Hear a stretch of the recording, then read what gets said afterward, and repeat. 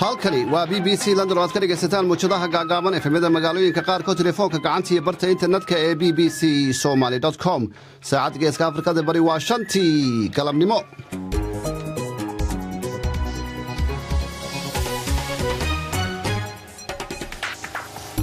kulanti wanaagsan idinkiin baa khiyaartan dhegaysanaysaa meel kastoo caalamka ku sugan tihiinba waa maalin khamiisa bisha May waa 12 sanadka 2017 qodobada aan barnaamijka idinku hayana waxaa ka mid ah shirweynaha Soomaaliya ee London ka socda oo saaka markii ay furtay ra'iisul wasaaraha Britain Theresa May ay ka hadashay dhibaatooyinka Soomaaliya ka haysta shabaab iyo burcadbadeedka. If Somalia is a foothold for terrorist groups like Al-Shabaab and Daesh, if global trade is hijacked by pirates in the Indian Ocean. madaxweynaha Soomaaliya Farmaajo oo shirka wax ka gudoominaya ayaa sheegay inay dawladdiisu 2 sano kaga takhalusi doonto shabaabka. My plan is to defeat Al-Shabaab within the next 2 years. I'm not saying that they are easy to be defeated.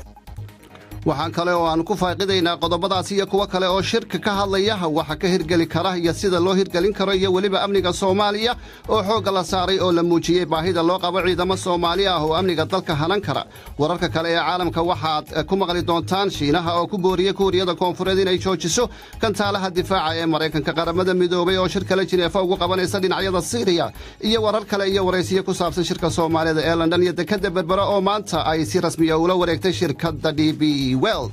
wararkii cayaaraha ayaad iyadana maqli doontaan dunida iyo maanta.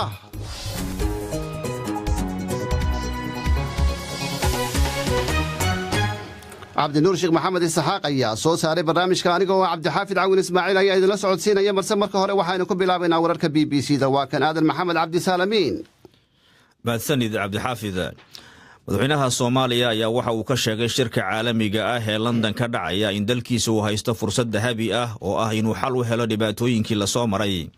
Maxamed Cabdullaahi Maxamed Farmaajo ayaa waxa uu sheegay inay ka go'an tahay inuu sameeyo mustaqbal wanaagsan oo Soomaaliya ay yeelato inkastoo uu sheegay inay jiraan caqabado badan. ra'iisul wasaaraha Britain Theresa May ayaa shirka ka sheegtay inay rajaynayso in shirkan oo hal maalin ah uu ka tarjumayo dib u cusboonaysiinta go'aanka beesha caalamka ee ah in Soomaaliya la caawiyo. waxa ay hoosta ka xariiqday qorshaha ah in la tababaro ciidamada Soomaaliya si ay u bedelaan ciidamada midowga Afrika ee hadda la dagaalamaya maleeshiyaadka Islaamiyiinta ee Al-Shabaab. dawladda Ingiriisku waxa kale oo ay qorshaheeda ka mid ah go'aanka ku saabsan ka hortagga macluusha iyadoo ku baaqday inay kor u qaadayso kaalmada caalamiga. madaxweynaha Soomaaliya oo ka hadlayay qorshaha dawladdiisa ee ku wajahan Al-Shabaab ayaa waxa uu yiri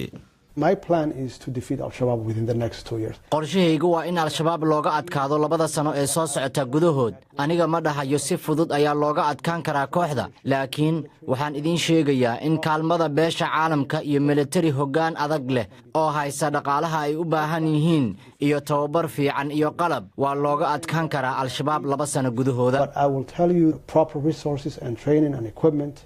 Al-Shabaab can be defeated in 2 years. hogaamiyaha Shiinaha Xi Jinping ayaa waxa uu u sheegay madaxweynaha cusub ee Koonfurta Kuuriya Moon Jae-in in uu baabi'iyo gantaalaha difaaca ee Mareykanku ay ku rakibeen Koonfurta Kuuriya. waxa uu ku booriyay Mr. Moon inuu tallaabo qaado xilligii 40 daqiiqo ahaa ee ay telefoonka ku wada hadlayeen maalin kadib markii hogaamiyaha Koonfurta Kuuriya uu xafiiska qabtay. bilooyin badan ayaa Shiinuhu waxa uu muujinayay in uu ka soo horjeedo gantaalaha difaaca ee la sameeyay ee loogu talagalay in ay ka hortagaan suurtagalnimada gantaala ka yimaada waqooyiga Kuuriya. isagoo ka jawaabay arintaasi ayaa Mr. Moon waxa uu xasuusiyay dhigiisa Beijing in Shiinuhu uu u muuqdo in ay kala soocayaan shirkadaha Koonfurta Kuuriya taas oo ay markaasi uga aarsanayaan arinta gantaalaha. afayeen u hadlay wasaaradda arrimaha dibadda ee Shiinaha Geng Shuang ayaa ku adkaystay in wada hadalka taleefanku uu ahaa mid saaxiibtinimo. wadahadaladii maanta hogaamiyeyaasha labada waddan waxay sheegeen inay isla qaateen inay kor u qaadaan muhiimadda xidhiirka shiinaha iyo kuuriyada koonfureed waxay labadooduba muujiyeen ahmiyaddooda inay labadooduba doonayaan inay dhisaan xidhiirka labada waddan oo ay ku soo celiyaan meel wanaagsan wejiga labaad shiinuhu waxa uu samaynayaa inuu si toos ah oo dhow uu ula hadlo dowladda cusub ee kuuriyada koonfureed ayna ka wada shaqeeyaan in xidhiirka labada waddan uu ku soo noqdo xasillooni iyo xidhiir caafimaad qaba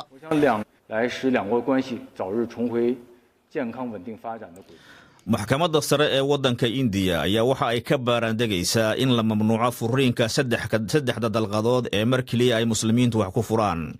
dalal badan oo islaam ah ayaa joojiyey saddexdaasi dalqadood oo raggu ay wax ku furaan laakiin waddanka indiya oo muslimiinta looga badan yahay ayay weli sharci ka tahay kooxaha xuquuqda u dooda oo ay ku jiraan wakiilo dumarka muslimiinta ka socda ayaa waxa ay ku doodeen inay ka soo horjeedaan iyagoo ku tilmaamay midab kala sooc laakiinse kooxaha muslimiinta ah qaarkood iyo culimmada diinta ayaa waxa ay sheegeen in mamnuuciddu ay tahay faragelin fadhiga maxkamadda sare ee waddankaasi indiya ayaa waxa uu ka kooban yahay 5 dumar ah oo 5 diimood kala haysta la taliya sare oo xagga sharciga ah ee maxkamadda sare ee midowda Yurub ayaa waxa uu go'aamiyey in shirkadda Uber ay tahay mid qabata howlaha gaadiidka ee ka duwan taksiga isagoo sheegay in loo baahan yahay in ay dhaqan geliso xeerarka liisanka dalalka midowda Yurub ay ka shaqaynayso kiiskan ayaa waxa maxkamadda geeyay waa maxkamadda cadaaladda ee midowda Yurub ee darawaliinta tagaasida ee Barcelona oo ah waddankaasi Spain kuwaas oo ka cabanayay Uber inuu sameynayo tartan aan cadaalad ahayn xaakimku waxa uu sheegay in darawallada gaarka ah ay ka jawaabayeen codsiga abka telefoonka moobilka ah oo aan lagu samayn karin qaab kale oo shaqadooda ay ku soo bandhigaan sidaas darteedna Uber waa in lagu tilmaamaa shirkad gaadiid Uber waxa ay sheegeen xukunkan in uusan markaasi bedelaynin qaabka ay uga shaqeeyaan inta badan dalalka midowda Yurub go'aanka madambaysta ayaa la filayaa dabayaaqada sanadkan laakiin maxkamadda guud ahaan waa ay aqbashay aragtida xaakinkaasi ugu dambeyntiina ninka u qaabilsan midowda Yurub wadaxaajoodka Britain ay uga baxayso midowgaasi oo lagu magacaabo Michael Barnier ayaa waxa uu sheegay baarlamaanka Ireland inaanay jirin wax nabad u keenaya Ireland oo qatar gelinaya ka bixista Britain ee midowda Yurub waxa uu ku celiyay in laga fogaado in la adkeeyo xuduudda Ireland iyo Britain ay tahay mid kamid ah saddexda qodob ee mudnaanta uu siinayo laakiin Mr Barnier ayaa waxa uu sheegay inuu haysto waajibaad uu uga hadlo runta iyadoo kontroolka xuduuduhuna ay qayb ay ka yihiin maamulka xuduudda warkii caalamka intaas ku eeg aan dib u ka celiyo Cabdixaafid Cawl Ismaaciil aad ayuu u mahadsan yahay aadan maxamed cabdi saalamiin oo inala socodsiinayay wararka BBC-da halkani waa London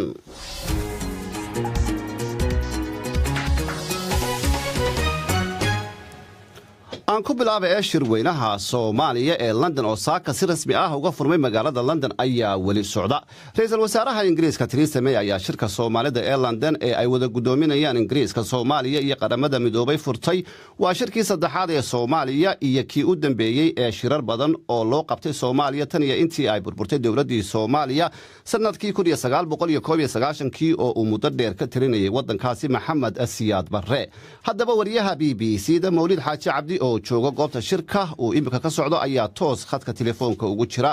Mawlid bal nooga waran furitaanka shirka iyo sida ay wax u socdaan cabdixaafid aad iyo aad baad u mahadsan tahay shirka hadda wuxuu marayaa qaybihii ugu dambeeyey goordhow ayaa shirka lasoo gabagabayn doonaa saacadda London marka ay tahay 4:15 daqiiqo ayaa la filayaa shirka in si rasmi ah loo soo abmeero oo ay qabtaan qabanqaabiyaasha shirka iyo madaxda Soomaalidu shir jaraa'id oo wadajir ah oo laga soo saari doono warmurtiyeedka shirka nuxurkiisa oo dhan uu ku dhan yahay sidaa sheegtay Theresa May oo dalkeeda uu martigelinaya shirka saakay markii ay shirka la wada furtay ama ay la gudoomisay madaxweynaha Soomaaliya Maxamed Cabdilaahi Farmaajo iyo xogayaha guud ee qaramada midoobay Antonio Guterres waxay sheegtay in ay hadda shirkani u muuqanayo in adduunka u midoobayo arrinta Soomaaliya waxay sheegtay Britain inay Soomaaliya ka leedahay qorshe aad u dheer oo ammaanka ah iyo waliba kor u qaadida arrimaha gargaarka waxayna sheegtay in ay tahay muhiimadda koowaad ammaanka oo Soomaaliya ay tahay in ammaankeeda dib loo aasaaso oo la xoojiyo waxay sheegtay Soomaaliya halkii ay joogtay 5 sano ka hor inaysan hadda joogin oo al-shabaab laga qabsaday meelo badan oo ay hore u haysteen waxaa kaloo ay ka hadashay dhismaha ciidanka xoogga dalka Soomaaliyeed oo ay sheegtay arrinta ugu muhiimsan inay tahay shirkan iyadoo lagu salaynayo shirkii bishii Abriil ee magaalada Muqdisho ay ku yeesheen madaxda Soomaalida iyo hogaamiyaasha gobolada kaasi oo ay sheegtay inay ka soo baxday dhismaha ciidanka qaranka Soomaaliyeed waxay sheegtay AMISOM inaanay kaligeed ku filnaan karin arrimaha Soomaaliya oo markaasi aan laga maarmin bay tiri ciidan xoog leh oo Soomaaliyeed oo la dhiso taasina ay tahay baahida ugu weyn ayna dawladeedu 22 milyan oo pound ay lacagta waddanka Ingiriiska ay ku bixin doonto dhismaha ciidanka xoogga dalka Soomaaliyeed iyadoo arrimahaasi ka hadlaysana waxay tiri If Somalia is a foothold for terrorist groups like Al-Shabaab and Daesh, haddii Soomaaliya ay saldhig u tahay kooxaha argagixisada sida Al-Shabaab iyo Daesh haddii ganacsiga caalamiga ah ay burcadbadeedu ka afduubanayaan badweynta Hindiya ama malaayiin qof ay sii socoto inay barakacaan iyaga oo niyad jabsan kana baxsanaya saboolnimo iyo abaaro saamaynta deganaansho la'aanta Soomaaliya waxaa laga dareemay gobolka oo dhan iyo guud ahaan caalamka. The impact of instability in Somalia is felt across the whole region and the wider world. taasi waxay ahayd ra'iisul wasaaraha Britain Theresa May oo hadlaysay BBC waxay ogaatay in qorshaha ay ka mid tahay in dhismaha ciidan 18,000 qorshahan uu ka mid yahay qorshahan oo lagu bedelayo heshiiskii hore ee New Deal-ka waana heshiis cusub oo ay dawladda Soomaaliya ay la geliso beesha caalamka 4 sano soo socotay sida ay sheegtay Theresa May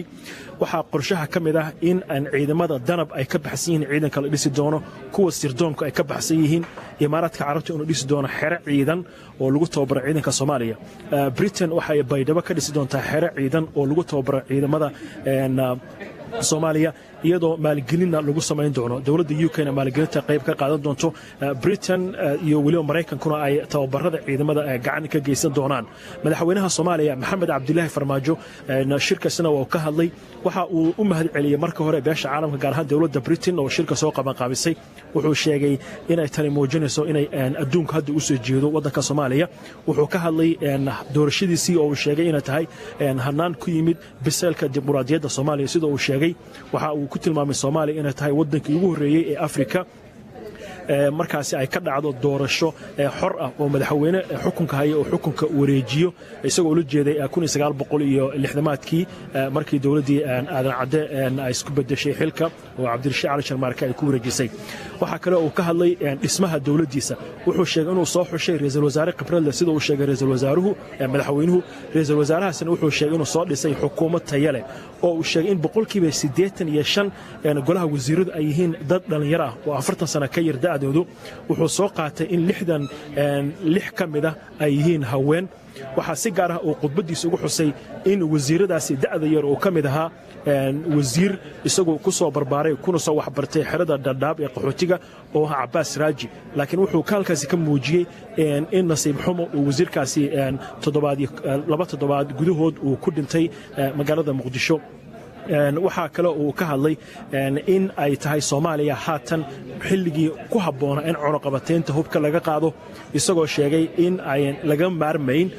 ciidanka Soomaaliya in la dhiso cunaqabateynta hubka iyadoo saarantaana aanay suurtagal ahayn wuxuu sheegay in AMISOM ay si weyn u saaciday ciidanka Soomaaliya Al-Shabaabna wuxuu sheegay inay hadda ku dhow yihiin in la cirib tiro waxa uu ka hadlay oo uu xusay madaxweyne Maxamed Cabdilaahi Farmaajo in muddo 24 bilood gudahooda uu u qabanayo inuu Al-Shabaab lagu soo cirib tiro oo ay ka guuleysan doonaan isagoo arrimahaas ka hadlayana wuxuu yiri For too long the conventional wisdom has been the Somali was a problem to fix muddo dheer ayaa xigmadda la qabay waxay ahayd Soomaaliya dhibaatadeeda inaan waxba laga qaban karin shacabkeeda ayaa waxay tusaale cad u yihiin dhibaato bini'aadanimo oo ka dhalatay in xukuumaddu ku guuldareysato inay shaqadeeda qabsato maanta maamulkayga waxaa ka go'an inuu fursaddan dahabiga ah ka faa'iideysto oo uu nafaqeeyo dhaliyana Soomaaliya wanaagsan xoog leh oo barwaaqo badan taasoo ku dhalanaysa rajada iyo rabitaanka shacabka haddii maamulkayga uu ku guuldareysto arrintaas waxaan rajaynayaa in lagula xisaabtami doono waxaan ballan qaadayaa in aan sidaas oo kale idinla xisaabtamayno ruuxiyaddaas ayaan Soomaaliya halka ay fadhido kaga kicin karnaa oo meel sare ku gaarsiin karnaa madaxweynaha Soomaaliya Maxamed Cabdullaahi Farmaajo ayuu kaasi ahaa wuxuu kaloo sheegay in Soomaaliya dawladdiisu ay la dagaalamayso 3 cadow waa argagixisada musuqmaasuqa iyo saboolnimada xogayaha guud ee qaramada midoobay Antonio Guterres oo shirka la gudoominayay Theresa May iyo Farmaajo ayaa isaguna waxa uu sheegay in Soomaaliya booqday 2 bilood ka hor wax uu ku soo arkay ay ahaayeen wax qaracan leh caruur dhimanayso oo soo arkay waxaana uu codsaday $900 milyan oo wax laga qabto xaaladda Soomaaliya abaarta jirta oo 600 oo qof ay hadda qatar ugu jiraan abaarahaasi isagoo hadlayana wuxuu yiri Somalia has to rebuild security, foster transparency and accountability, deal with the crippling drought and avert famine. Soomaaliya waa inay dib u dhistaa ammaankeeda ayadoo isticmaalaysa furfurnaan iyo isla xisaabtan isla markaana ay wax ka qabataa abaarta curyaamisay iyo sida looga baaqsan lahaa macluul hadda waxaa ii muuqata fursad lagu dardargelin karo nidaamkii doorashada ee dhawaan la qabtay oo lagu gaari karo xasilooni waarta waxaan haysanaa meeqaam aan wax badan kaga qaban karno ammaanka isla markaana aan ku ballaarin karno nidaamka federalismka waxna kaga qaban karno colaadaha ragaadsiga aanan ku dardargelin karno dib u heshiin kuna soo afjari karno in dib loo eego dastuurka waa hagaag aad ayuu mahadsan yahay wariyaheena Mawliid Xaaji Cabdi oo imika ku sugan goobta uu ka socdo shirka looga hadlayo arrimaha Soomaaliya waxa kale oo inoo soo socda warar kale oo ku saabsan shirkaasi balse marka hore aan u galo dhinaca Facebook oo dhageystayaasheena qaar ka mid ah ra'yigooda ka soo dhiibteen Muxyidiin Baladka oo jooga Boorame waan soo dhaweynayaa ayuu yiri shirka London ee looga arinsanayo sidii wax looga qaban lahaa dhinacyada amniga iyo dhaqaalaha oo haatan dalku aad ugu baahan yahay Maxamed Ibraahim Cabdiraxmaan isagoo waxa uu jooga magaalada shirkan haddii uusan noqonaynin shirarkii hore oo kale waan soo dhaweynaya ayuu yidhi waxaan rajaynayaa inuu noqdo mid midho dhala maxamed deeq maxamuud oo jooga Itoobiya shirka London lagu qabtay maanta waan soo dhaweynaya waxaan u rajaynayaa inuu noqdo mid wax ka bedela xaaladda imika Soomaaliya ku sugan tahay halkani waa London. Well, you could say that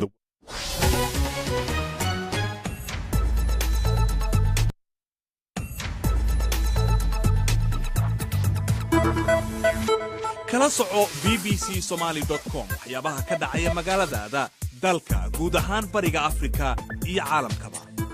barta bbcsomali.com waxa ka go'an inay ku soo gudbiso masawirka dhabta ah ee dhacdooyinka maalin walba iyaga oo maqalaya muuqaalba leh warbixinadii ugu dambeeyay waraysiyo iyo falanqaynta dhacdooyinka ugu waaweyn bbcsomali.com waxay ku soo gudbinaysaa arrimaha ka taagan caalamka isla markaa ay dhacayaan ka qaybgal oo ka dhiibo fikirkaaga BBC Somali Facebook booqo oo kala soco mobilkaaga wararkii ugu dambeeyay ee Soomaalida iyo caalamkaba bbcsomali.com mar kasta iyo meel kasta waa bbcsomali.com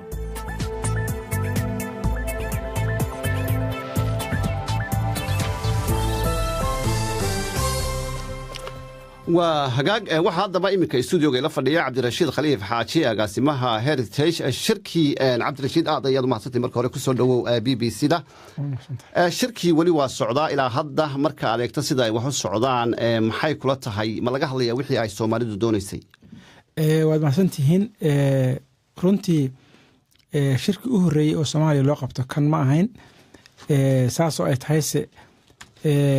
Soomaalidu adduunku hadda culeysyo badan baa meelo badan ka jira wadamada qaar koodna dalalka ku taxalluqa sida Syria oo kale siyaasado kala duwan oo iska soo horjeeda oo dalkaas ragaadiyay ama sida Yemen oo kale xataa baa lagu dhaqmaa laakiin Soomaaliya waxa moodaa hadda dalalkii gacanta kula jiray ama kuwii reer galbeedka noqdaan ama Carabtii ama kuwii Afrikaanka ahaa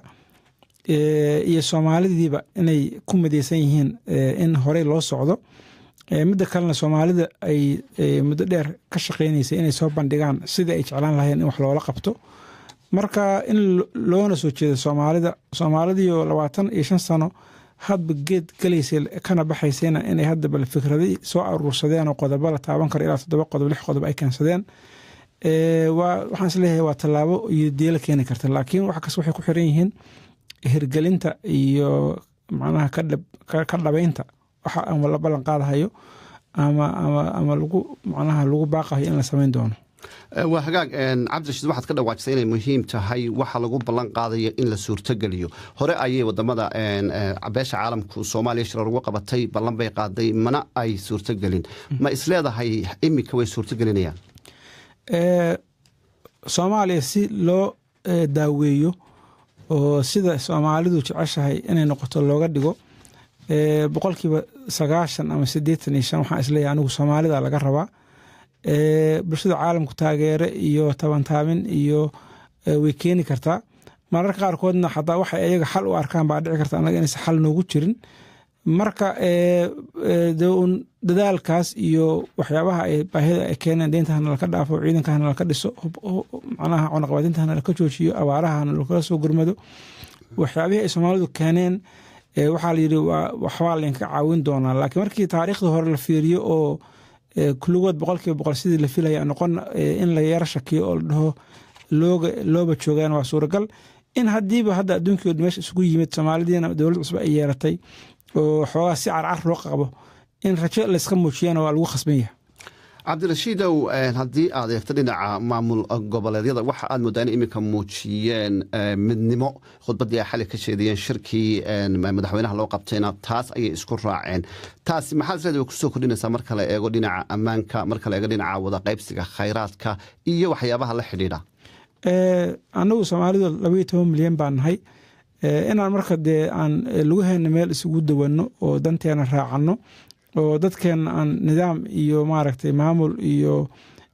hor u socodsiin lagu heshiiyo arrin adag maahan in 25 sano la iska dabalaalaaday oo baa runtii waxay ahayd wax aan sax ahayn ama aan la fahmi karin laakiin hadda inay ku heshiiyaan inay yiraahdaan amnigana aan ka midowno oo maaragtay aan ciidan la isla wada ogol yahayna aan samaysano ninka hadda madaxweynaha ahaana aan la shaqeyno oo guddiga amniga la sameeyay aan kala shaqeyno ciladaha kale oo jira oo dhan aan si midaysan uga wada maaragtay qayb qaadano waa arrin wanaagsan ayna ahayd in markasta in la fahmo laftigeedana ay u baahan yihiin inay kasii dhaweeyaan oo hadda ballanqaadka iyo laab istisaarka waa arrin la soo dhaweyn karo laakiin laftigeeda waxay u baahan tahay inay ka dhaweeyaan wax oo Soomaalidu jeceshahayna weeye maaragtay in dadka siyaasadda ugu jira ay caqliga iyo maslaxadda guud ay xoog saaraan waa hagaag cabdirashiid khaliif aad ayaad u mahadsan tahay waan kugu soo noqonayaa ha iga tagin halka aad dhegeystayaal weli nagala socotaana waa idaacadda BBC-da laanta af Soomaaliga sidoo kalena waxa aad toos nagala socotaan barta aanu internetka ku leenahay iyo weliba barta Facebooka waa bbcsomali.com iyo BBC-da Facebookeeda idaacadaha FM-ka magaalooyinka qaar ayaad naga dhageysanaysaan haddii imika aan ku noqdo Mawlid Xaaji Cabdi Maqlisa cabdi xaafid si wanaagsan maxaa inoo kala dambeeyay Mawlid waayahay cabdi xaafid shirka horta waxaa ka soo qayb galay 41 mas-uuliyiin oo madaxweynayaal ra'iisul wasaare wasiiro wakiilo madaxda ururada caalamiga ilaa iyo hadda 21 milyan oo dawladda Britain ay sheegtay in dhaqaalaha Soomaaliya ku bixinayso mooyaane cid ilaa iyo hadda lacag ku yaboohday ma jirto 900 oo milyan ayuuna codsaday xogayaha guud ee qaramada midoobay Antonio Guterres in waxa laga qabto arrimaha Soomaaliya marka waxa la isweydiinayaa sida ay tani ku noqon karto mid suurtagal ah qorshihii New Deal hore ee Brussels muxuu kaga duwanaan karaa arrintan kale isweydiinaya haddaan ku laabto dadkii shirka ka hadlay waxaa ka mid ahaa madaxweynaha Kenya Uhuru Kenyatta oo ciidamada ay ka joogaan Soomaaliya oo ka socda wadankiisa wuxuu sheegay in loo baahan yahay 4,000 oo kale oo ciidamo dheeraad ah oo lagu xoojiyo AMISOM iyadoo AMISOM ay hadda ciidankoodu uu yahay 22,000 arrinta sida weyn Soomaalidu ay isha ugu hayso waxa kamid ah ra'iisul wasaaraha Ethiopia oo sheegay in Soomaaliya ay tahay cunaqabateynta laga qaado ciidamada xoogga dalka Soomaaliyana dib loo dhiso iyadoo inta badan ay jirtay dooda ku saleysan arrimahaasi oo ciidamada dhismaha ciidanka xoogga dalka Soomaaliya wadamada dariska la oran jiray waxay ka qabaan sas ama xajiin laakiin hadda waxa muuqata sida ay sheegayaan dhammaantoodba Museveni Uhuru Kenyatta iyo Haile Mariam Desalegn ay codsanayaan in la helo ciidan Soomaaliyeed oo la wareega ammaanka wadanka Soomaaliya isna waxa hadlay Musa Faki oo ah AU-da ninka madaxda u ah waxa kale oo jirtay Cabdi Xaafid ka hor inta aanu shirka ammaanka uusan bilaaban xafiiska Downing Street ra'iisul wasaaraha Britain waxa shir ku yeeshay madaxweynaha Kenya madaxweynaha Uganda ra'iisul wasaaraha Ethiopia iyo waliba ra'iisul wasaaraha Britain Theresa May shirkaasina Soomaalidu kuma jirin laakiin wuxuu shir gaar ah oo wadamadaasi gobolka lagala hadlayay ammaankooda oo dowladda Britain ay kala hadlaysay waxa saxaafadda ku saabsanna kama soo bixin shirkuna goordhow 45 daqiiqo gudahood ayaa lagu soo gabagabayn doonaa oo war saxaafadeedkana ay dhageystayaasha BBC kala socon doonaan Facebook iyo live-ka BBC-da website-ka iyo idaacadeena dambe ee caawa haddii alla idmo waa hagaag mawlid aad ayaad u mahadsan tahay wariyaha BBC-da mawlid xaaji cabdi oo ku sugan madasha uu shirku ka socdo ayuu kaasi ahaa haddii aan cabdirashiid aan kugu soo noqdo waad maqlaysay mawlid warbixintiisii haddii aynu eegno 900 oo milyan oo dollar ayaa ururka qaramada midoobay dalbaday si dhibaatada Soomaaliya ka jirta ee dhinaca bani'aadnimada oo ay caruur badan oo Soomaalida macaluul hayso oo loola baqayo ay dalbadeen ilaa iminkana ingiriiska ayuunba wax ballan qaaday arrintaasi suurtagal ma tahay Israel Cabdirashiid sida uu wariyuhu sheegay shirkii weli waa socdaa oo 45 daqiiqo ka hartay haddii marka ay jiraan cid kale oo waxyaabo haysana way soo bixi doontaa guud ahaanna awalba qaramada midoobay 800 milyan bay hadda ka hor dalbadeen ilaa 400na waa soo gashay waxaa dhici karta in ama shirka kadib ama ka hor wixii loogu talagalay arrimaha abaaraha maaragtay ay soo tartaraan marka taas lagama hor dhici karo laakiin guud ahaan waxay daliil u tahay in macnaha intaasoo macnaha gubato dab uu ka shidan yahay Soomaaliya oo hadda kan ugu daran oo leeyahay 600 kun baa naftooda khatar ku jirta oo lacagta ugu badan oo hadda loo baahan yahay loo raadinayo dadkii saysa biyo iyo cunto u heli lahaayeen waxay daliil u tahay culeysyada kala duwan ee Soomaaliya saaran marka hadda dadku ay dhiman oo cuntaha laga soo gaarsiiyo way lacagta hadda 20 milyan 20 kood waxay ku wajahan yihiin amni macnaha lagu bixinayo marka guud ahaan Soomaaliya culaysadeedu waa 100 nooc in hadda 2 sano la yiraahdo shabaab baa looga takhalusayaana hadda waa ayada lafteeda waxay u baahan tahay in la iska hubiyo bay u baahan tahay marka runtii dalkan culaysidiisu waa ballaaran yihiin laakiin aragti in la yeesho dawladdu ay aragti yeelto adduunkana soo bandhigto shacabkan ugu baaqdo taas laftigeedu mid xun maaha taasaa muhiima waa hagaag cabdirashiid sidaad maqlaysay wadamada dariska ee Ethiopia iyo Kenya waxay sheegeen in ciidamo loo dhiso Soomaaliya arrintaasi la saad aragtaa ciidamo Soomaaliya iminka loo dhiso oo ay ciidamada midowga Afrika ay ka baxaan midowga Afrika 10 sano joogeen shirka sida madaxweynaha Uganda oo maanta shirka ka sheegay shabaabkan hadda waa isku barbaracsan yihiin oo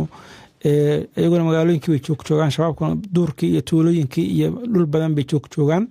marka isku barbardhac baa meesha ka jira inay marka sida kaliya macnaha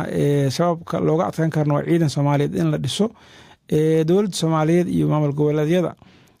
baana soo bandhigay in ciidan tiro leh oo booliiskuna ku jiro in loo sameeyo Soomaaliya gacan lagu siiyo marka way awoodaan inay taageeraan wixii Soomaalidu ay soo bandhigtay laakiin lacagtii ma la siin doonaa ciidankii ma loo dhisi doonaa Soomaalidu capacity iyo tabartii iyo tayadii ay waxaas ku hirgashadaan ma haystaan waxaasoo dhan baa meesha weli jira laakiin dowladda Ethiopia iyo kuwa dariska inay taageeraan warkaas wanaagsan oo Soomaalida ka soo yeeray wax kharash uga bixi mahayaan laakiin hirgelinteedu Soomaalida iyo deeq-bixiyaasha ku xiran tahay laakiin ma ka dhaman tahay baad isleedahay Ethiopia iyo Kenya markay yiraahdaan Soomaaliya markay leeyihiin ciidamaha loo dhiso dhinaca kale dhinaca dhaqaalahan Soomaaliya iminka loogu yaboohay haddiiba la siiyo ama loo baahan yahay daahfurnaan dhaqaalaha Soomaaliya la siiyey iyo guud ahaan cunaqabataynta ay dalbadeen iyo wax kastoo ay dalbadeen shuruudo tiro badan baa loo qoray oo tiro badan oo la rabo dowladda inay ka soo baxdo marka wax kastoo ay dalbadeen si ay u helaan tallaabooyin isdaba xigxiga oo waqtiyeysan oo gooreysan oo hubintooda leh baa ku xiran dhinaca kalena in ay ka dhab tahay in kale dowladuhu niyad sami iyo maaragtay iyo sadaqa kuma shaqeeyaan dowlad kasta oo tan Ingiriisku hadda martida loo yahay ugu horeyso masaalixdeeda markii waxay ka dhex aragto bay taageeraan marka haddii maslaxadeeda ugu dhex aragto xogaa amniga Soomaaliya in la sugo hadda habkan federaalka oo maamul goboleedyadii dowladdiina wali isku dabalaalaadaan in ciidan la isaga sameeyo way isku ogol yihiin haddii laakiin culays ka dareemaan Soomaaliya inay ku quuqi rabto ama dhibaato kale imaan karto haddana farsamooyin badanna waa leeyihiin wayna dhismahayeen 20 sano anigu aan dumaynay marka hadda way way ka luqan macnaha taagan yihiin soomaalida marka way awoodaan warka wanaagsan inay ka hadlaan marmarka qaarkoodna soomaalida isaga seeta dheeriyaan laakiin caalamkuba caadifadna kuma shaqeeyo masaalix unbaa la riixaa wadankuna markuu arka masaalixdiisii inaan laga hor imaanahayn wuu awoodaa inuu xoogaa isaga fuutiyo. cabdirashiid adigoo soo koobaya shabaabka maxaa laga yeelaya iyaga? shabaabka hadda farmaajo 2 sanaan uga takhaluso hayaabuu yidhi aniga ma aaminsan 2 sano inuu uga takhalusi karo ciidankeediina ma haysto inuu ka takhalusana waxay ku xiran tahay arrimo badan oo tiro badan inay hirgalaan oo xoola la siiyo cunaqabateynta laga qaado ciidankiisa isugu dabadhaco maamul goboleedyada isku xirnaadaan oo dowladdan ku meel gaarka ay isku dhicino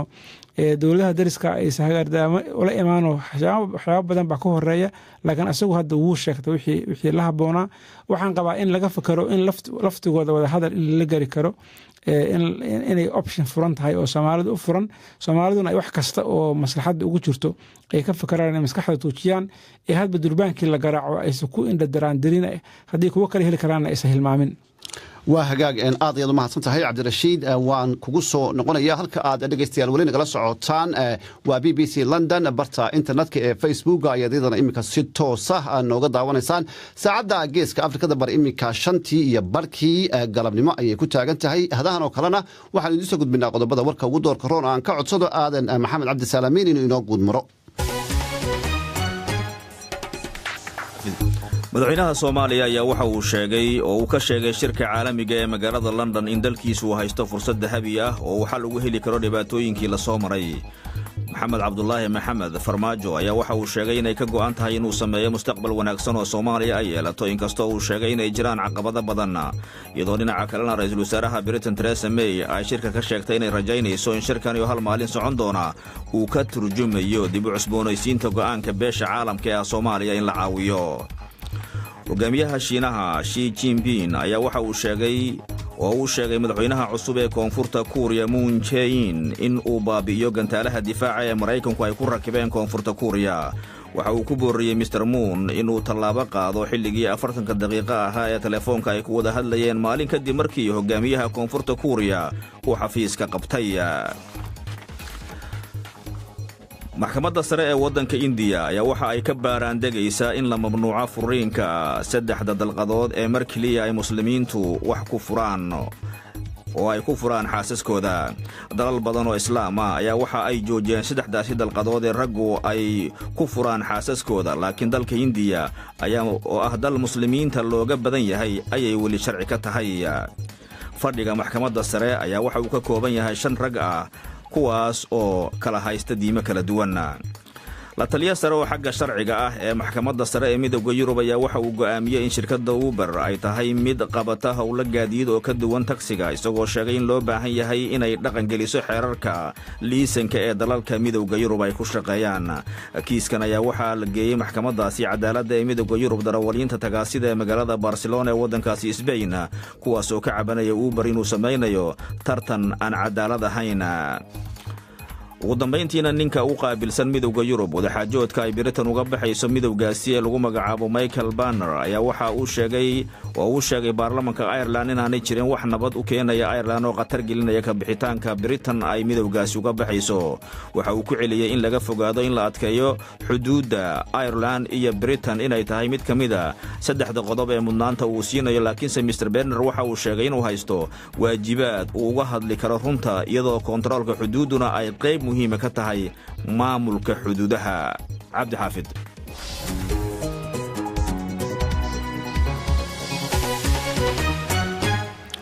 mahadsanid aadan maxamed cabdi salaamiin ayuu kaasi ahaa inala socodsiinayay wararka BBC da waad kala socotaan BBC da laanta af Soomaaliga. cabdirashiid markii dhaweyto afka ayaa ka xaday inaad tiri dowladda kumeelgaarka Soomaaliya balse waa dowladda federaalka Soomaaliya. halkaasi ayaanaynu ka sii wadan doonaa shirka maanta markii ay furtay ra'iisul wasaaraha Ingiriiska Theresa May kadib waxaa halkeedii galay xogayaha arrimaha dibadda Boris Johnson oo mar kale soo dhaweeyay mas'uuliyiintii ka qayb galaysay shirka. waxa uu ka hadlay ahmiyadda uu shirkan u leeyahay Soomaaliya. waxaa wareystay wariyaha BBC da Peter Ojowe oo su'aashaas iyo kuwa kale weydiiyay waxa aanu Boris Johnson ku jawaabay. Well, you could say that the world has had umpteen conferences on Somalia over the last... runtii waxaa la isdhihi karaa caalamku waxa uu qabtay shirar muhiima oo looga arinsanayo Soomaaliya tobannaankii sano ee la soo dhaafay. Shirkan ayaa ku soo aadaya xilli muhiim ah sababtoo ah waxaa hadda jirta dowlad cusub oo uu hogaaminayo madaxweyne Farmaajo. Waana xilli rajo la qabo sababtoo ah isaga iyo dowladdiisa waxaa ka go'an inay la yimaadaan qorshe lagu sugayo nabadgelyada taasoo sees u noqon doonto baraaraha mustaqbalka ee dalka higsanayo. Waa haddii la helo is-afgarad buuxda oo dhexmara maamul goboleedyada iyo xukuumadda dhexe. How to bring stability and security to Somalia. Boris Johnson waxa kale oo la weydiiyey miyaanay ahayn caqabadda koowaad ee Soomaaliya haysataa sidii isagu la isugu keeni lahaa qabaa'ilka Soomaalida si ay uga heshiiyaan dowlad mid ah oo ay isugu raacaan. Waxa aanu ku jawaabay Well, Peter, I'm not going to hide it from you. That is indeed the problem. runta haddii laga hadlo aniga oon waxba kaa qarinaynin middaas ayaa ahayd caqabadda ugu weyn balse sidaad ogtahay haatan xaaladda ayaa isbedeshay gaar ahaan markaad fiiriso magaala madaxda Muqdisho waxaana soo baxaya calaamadaha muujinaya kobaca dhanka dhaqaalaha waxaana u malaynayaa in rajo iyo niyad sami wanaagsan ay ka muuqato xukuumaddan cusub. Hope and optimism now surrounding this new administration. wariyaha BBC-da waxa kale oo weydiiyey xogayaha arrimaha dibadda ee Britain Boris Johnson miyaanay iyana caqabad ahayn shabaab oo weli weeraradii wadda dhul ballaaran ah haysata walow ay Muqdisho ka jirto nabad aan sidaas u weynayni. Which is why it's so important that we support AMISOM, we support. taas ayaa sababtay muhiim u tahay inaan taageerno howlgalka nabad ilaalinta midowga Afrika ee AMISOM iyo inaan taageerno qorshe cusub oo nabadgelyo ah ee ka hirgala Soomaaliya. marka sababtaan halkan u joogna ayaa ah inaan dhiirigelin siino dowladda Soomaaliya. dowladda UK-na waxay ka mid tahay deeq-bixiyaasha waaweyn balse ugu dambeyntii arrintan waa mid qusaysa Soomaalida oo ah dad tayo leh oo haddana firfircoon. And for a very talented, dynamic and energetic people. waxa isagana la wareystay ergeyga gaarka ah ee qaramada midoobay oo qaabilsan Soomaaliya Michael Keating. BBC-du waxa ay wax ka weydiisay arrimaha ammaanka wareysigiisana sidan ayuu u dhacay. The challenge really is how do you make sure that money is used in ways that really brings security to ordinary Somalis. caqabaddu waxay tahay sidii loo hubin lahaa in lacagahani oo dhan loo adeegsada sida dadka caadiga ay ammaan ku heli lahaayeen. muhiimadda shirka ayaana ah in arrintaasi la xaqiijiya maxaa yeelay muddo bil ka hor madaxda Soomaalida ayaa markii ugu horreysay ku heshiiyey xanaan siyaasadeed oo ku aadan sidii loo abbaari lahaa dib u habaynta militariga iyo booliska. taasina waxay muujinaysaa tallaabo weyn oo hore loo qaaday. haddii Soomaalidu aanay dareensaneen in hay-adaha dowladda la wada leeyahay ma aamini doonaan. waxaana taasi lagu xallin karaa in la gaara xanaan siyaasadeed maxaa yeelay hadda waxaad arkaysaa hogaamiye kooxeedyo ciidan leh shirkado askar leh iyo ciidan dowladeed oo ay u badan yihiin hal qabiil. qof kastana hadda waxa uu dareensan yahay in sidaasi aanay shaqayn karin. soldiers, you have the state with an army, and that army belonging to the state is largely dominated by particular clans or sub-clans, and everybody recognizes. Michael Keating waxaa kaloo la weydiiyey su-aasha ahayd Soomaaliya waxaa ka howlgala ururka Al-Shabaab oo dhibaato aan ku ahayn AMISOM iyo militariga oo keliya balse dhibaato ku haya dadka rayidka ah waxayna weli ka taliyaan dhul ballaaran. haddaba taasi sidee buu u arkaa? wuxuuna ku jawaabay the one thing I would slightly push back with you on is this notion that Al-Shabaab, in inverted commas, controls large swathes of the country. halka arrin aan warkaada ku yara diidanahay ayaa ah fikirka ah in Al-Shabaab ay dhul ballaaran ka talisa. xaqiiqadu waxa ay tahay in dhul ballaaran oo Soomaaliya ah aysan ka jirin kala dambeyn. iyaguna dhulkaasi way tegi karaan oo waxay rabaan ay ka samayn karaan. balse runta waxa ay tahay in Al-Shabaab ay haatan aad u liidata inkastoo ay weli u suura gashay in weeraro heerkoodu sarreeya ay ku qaadaan AMISOM iyo xoogagga kale. marka tallaabada xigta waa inay noqotaa sidii loo yareyn lahaa dhibaatada iyo dhiigga daadanaya. waxaana u malaynayaa in haatan ay bilaabatay xanaankii istaraatiijiyad loogu samayn lahaa sida ururka Al-Shabaab loogu hortagi lahaa. levels of violence has to be the next step. So what we're seeing is the beginnings of the emergence of a strategy for dealing with Al-Shabaab. hase yeeshee arrimo badan oo wanaagsan ayaa Soomaaliya ka socda soo sidaasi ma ahan ayaa la weydiiyey Michael Keaton waxaana uu ku jawaabay People forget it used to be the biggest banana exporting country in the world 30 years ago. I mean, it's got the biggest livestock exporter. Dadku waa inay ogaadaan in Soomaaliya ay ahayd dalka dhoofiya mooska ugu badan. Waana dalka dhoofiya xoolaha ugu badan Afrika. Waxayna leeyihiin xeebta ugu dheer Afrika. Soomaalidu waxa kale oo leeyihiin shabakado ganacsi oo cajiib ah. Waxayna joogaan goob kasta oo dunida ka tirsan. Balse dhibaatadu waxay tahay in awooddaasi aan loo adeegsanin in la dhisa hay'ado dawladeed. iyo weliba in la sameeyo sharciyo dhiirigelinaya maalgashiga iyo kalsoonida lagu qabo dawladda kuwaasi oo fursado u abuuri lahaa dhalinyarada ilaa intaasi laga helayana dadka xagjirka ah fursad ay helayaan balse haatan waxaan hortaala fursado wax looga qaban kara arrimaha haatan hortaagan build roads so that's the hump we've got to get over and we've got a really good chance now waraysigii ergeyga gaarka ah ee qaramada midoobay qabrisan Soomaaliya Michael Keaton ayuu kaasi ahaa Cabdirashiid waraysigaasi iyo warbixintii ka horeysay wasiirka xogayaha arrimaha dibadda ee Britain adiga oo soo koobaya laba mas'uul oo sare oo Ingiriis maxaa kaaga baxay wasiirka arrimaha dibadda warkiisa wuxuu ku soo gabagabeeyay arintu aakhirka Soomaalida u taala waan runtiisu hadii asagoo dalkiisan iyo electionska sugayay iyo duruufaha guud oo Ingiriiska haysta asaga u ah miiska u saaran markuu shirkaas ka baxana shir kale ama Ukraine ku saabsan ama bariga dhexe buu sii galaya marka waa Michael Keaton sidoo kale UN2 inay dawladdan caawiyaan mashruucan hadda lagu heshiiyay ay wax ka riixaan ba mas'uuliyadiisa ay tahay gaar ahaan oo ergeyga macnaha ninka UN2 xukuumadda uu xil saartay marka guud ahaan inay niyadana muujiyaan ciladaha jira oo ama hadda ciidankan aan la isku wada raacsanayn oo hadda loo baahan yahay in dib loo habeeyo ha noqoto inay wixii jirana wax ka sheegaan niyadana muujiyaan taageeraan mashruucan hadda la soo bandhigayo la rabo London in lagu fuliyo oo ciidan midaysan iyo isla xisaabtan dawladda iyo dadka deeq-bixiyaasha iyo waxaas inay taageeraan ku khasban yihiin laakiin way tibaaxeen culaysyada ballaaran ee ku hareeraysan dib u yeegleelista iyo dhisidda dawladda Soomaaliyeed Cabdirashiid 25 sanadood u dambeeyay dhibaatooyinka Soomaaliya mar Soomaalida la eedeynaya mar beesha caalamka ayaa la eedeynaya xaggee Soomaaliya wax ka khaldan yihiin waa su'aal aad iyo aad muhiim ah weeye horta in wax la dumiyo waa fududahay in la dhisana waa iska adag tahay oo wadamada hadda Afghanistan oo kale oo iyadana horteen duntay ilaa hadda bay runtii iyadoo luudaysa oo dhutunaysa oo daala dhacaysa ay adduunka hadda macnaha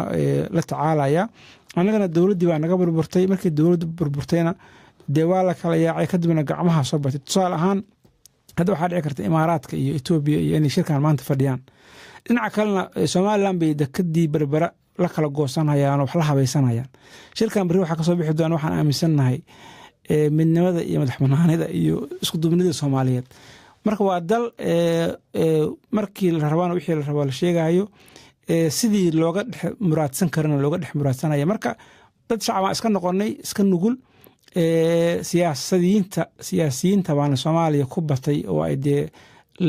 la buux dhaaftay Soomaaliya wax baan hoggaan iyo macnaha hogaamiyaal ah oo aragti leh oo runtii macnaha caadifada aan ku shaqeynayn dan sukan aan ku shaqeynayn marka duruufo iska adag dalka haysta ayaanba marka qof cusub ay yimaado oo kuna barbarta niyadsamee ama hala soo galaan iyo dardar ay qabaan ama maaragtay waxayse fahansaneen gacanta hala galaan wadamada gacanta nugula jirana waa wadamadaas maaragtay qolana dhahayso maaragtay xagga hal aado qolana san hal dhahayso marka institutionska naga burburay hogaamiyaal aan haysano siyaasiyiintu nagu bateen iyo dariskeena iyo dunida caalamka oo danaha ay ka shaqeynayaan marar badan ayse isku khad fuulahayn danaha anagu aan leenahay aad iyo aad ayaad u mahadsan tahay Cabdirashiid Khaliif Xaashi madaxa Machadka Daraasadda Siyaasadda oo uu fadhigoodu yahay magaalada Muqdisho waxa ay noo soo socdo warar ku saabsan Soomaaliya shirkadda DB iyo Somaliland aan ilaahay shirkadda DB Well oo la wareegtay dekadda magaalada Berbera halka aad nagala socotaana waa London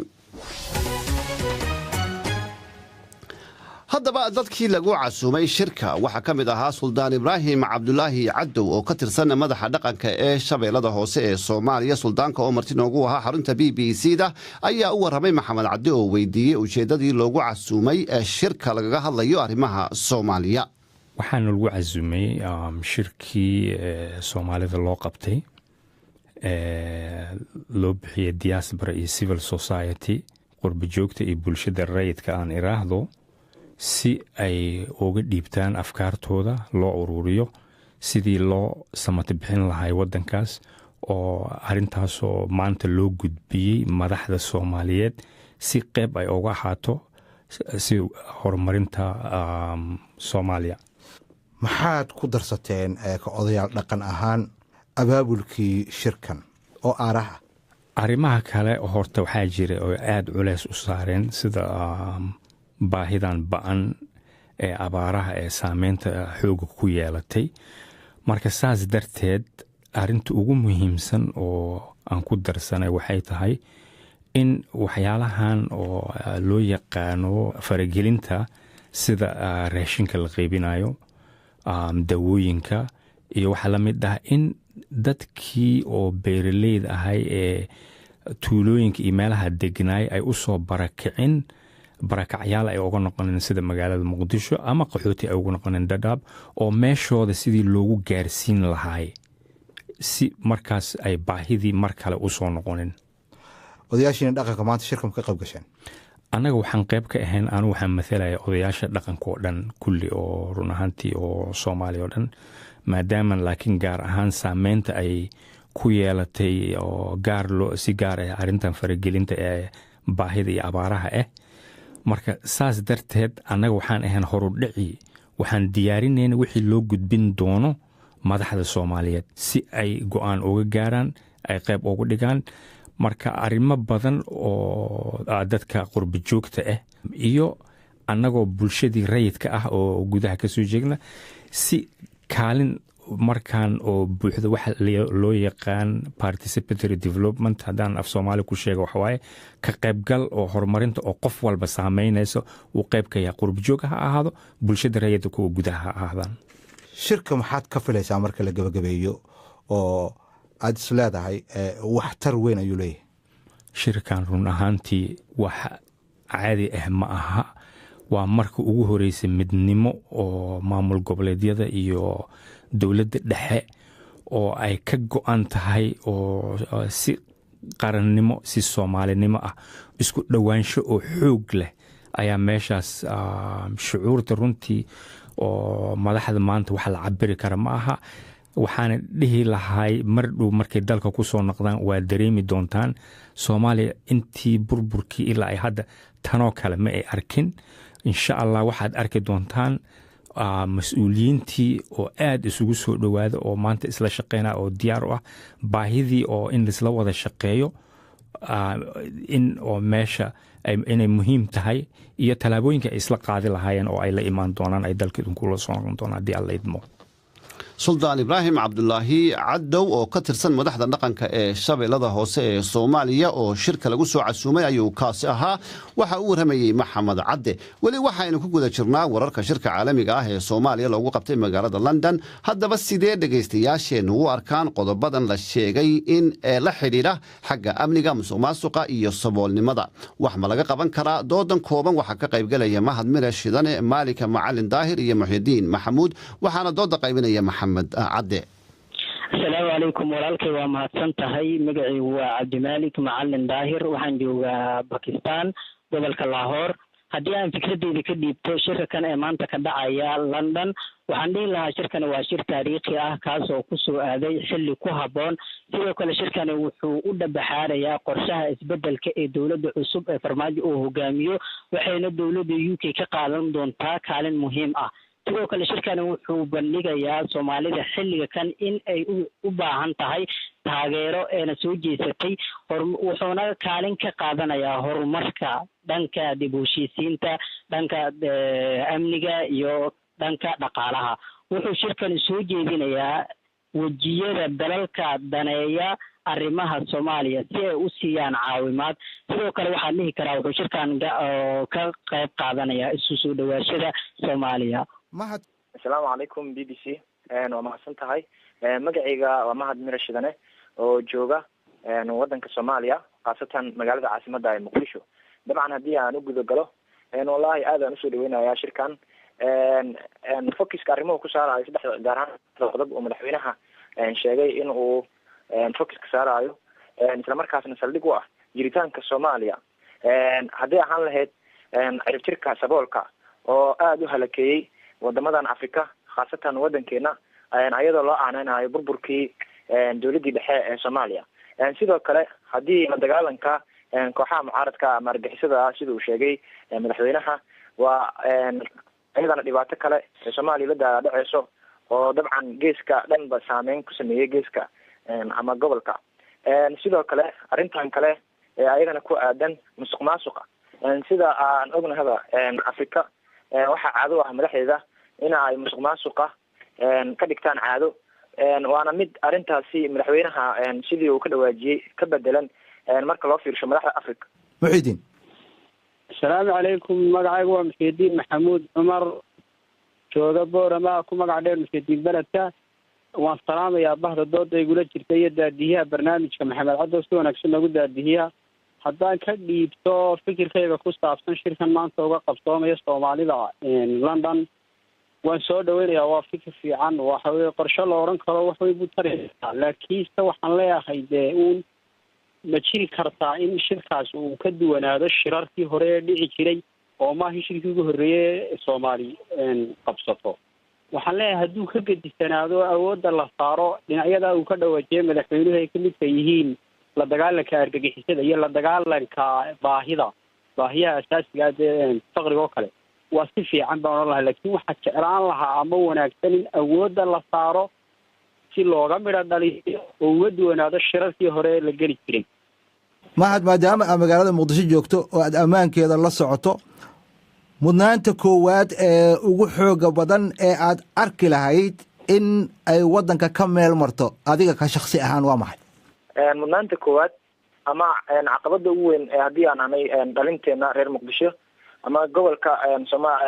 gobolka Geeska Afrika waxay tahay in awoodda la saaro sidii loo xasilin lahaa amniga. Dhalinteenii ama dadkeenii aqoon-yahanada mataqaana markii aan joogno goobaha la iskugu imaado waxaan ka walwalnaa mataqaana baabuurta wadooyinka madayo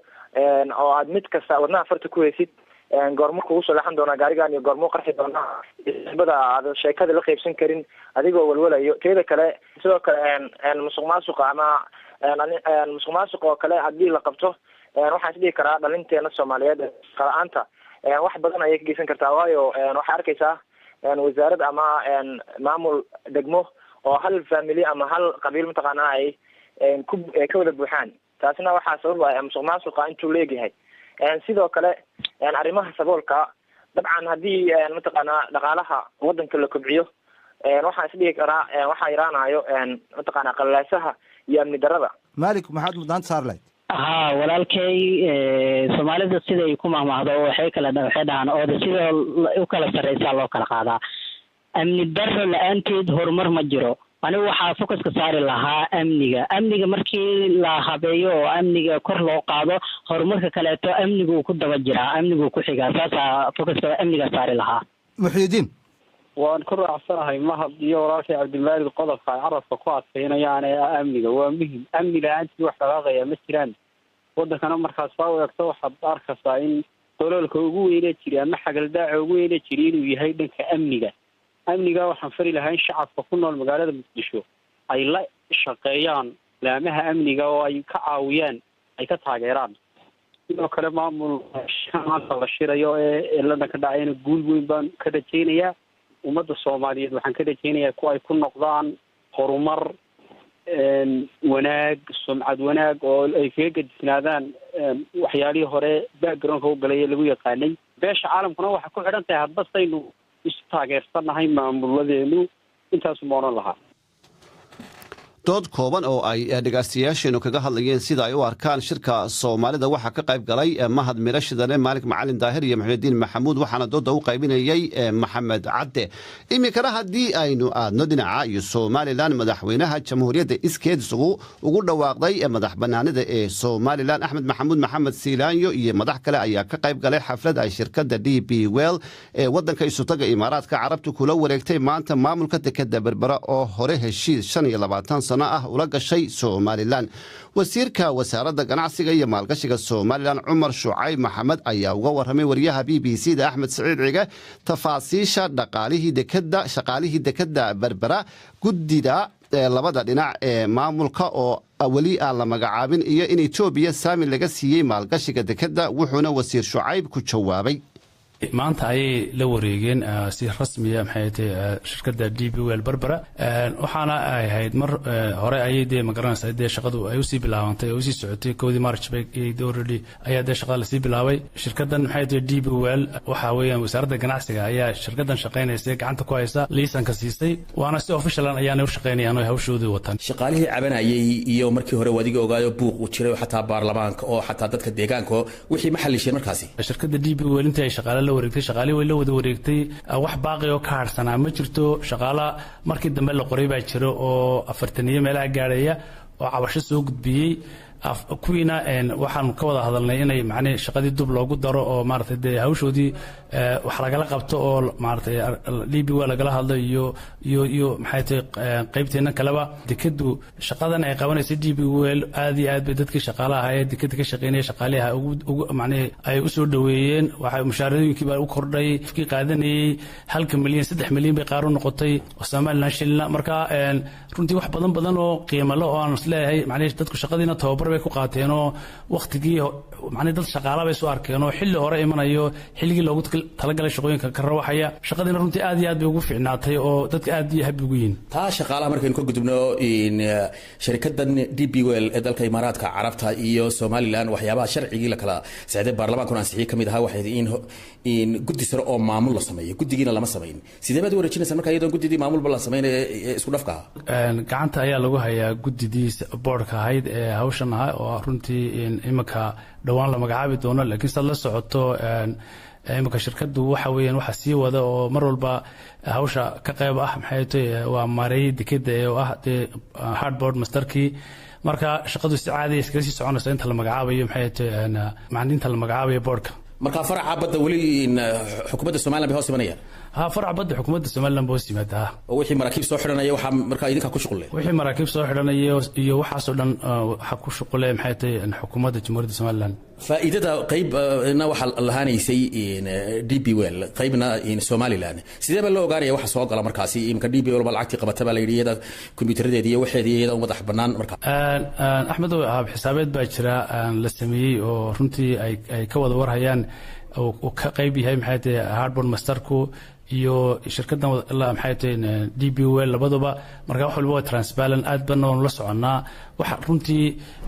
xisaab oo meel ku qarsoomaysa ma jirto waxaad ka warantaa waxa heshiisku ahaa in deked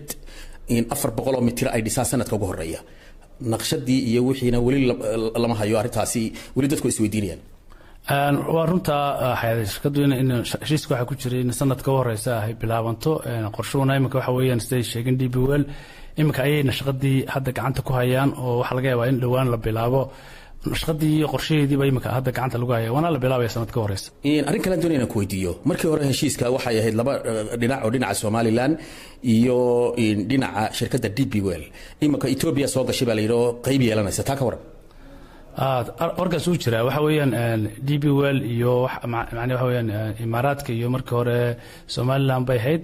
laakiin dadka beneficiary-ga ee la doonayo runtii hadda 100 milyan Ethiopian-ka ee la doonayo la ganacsado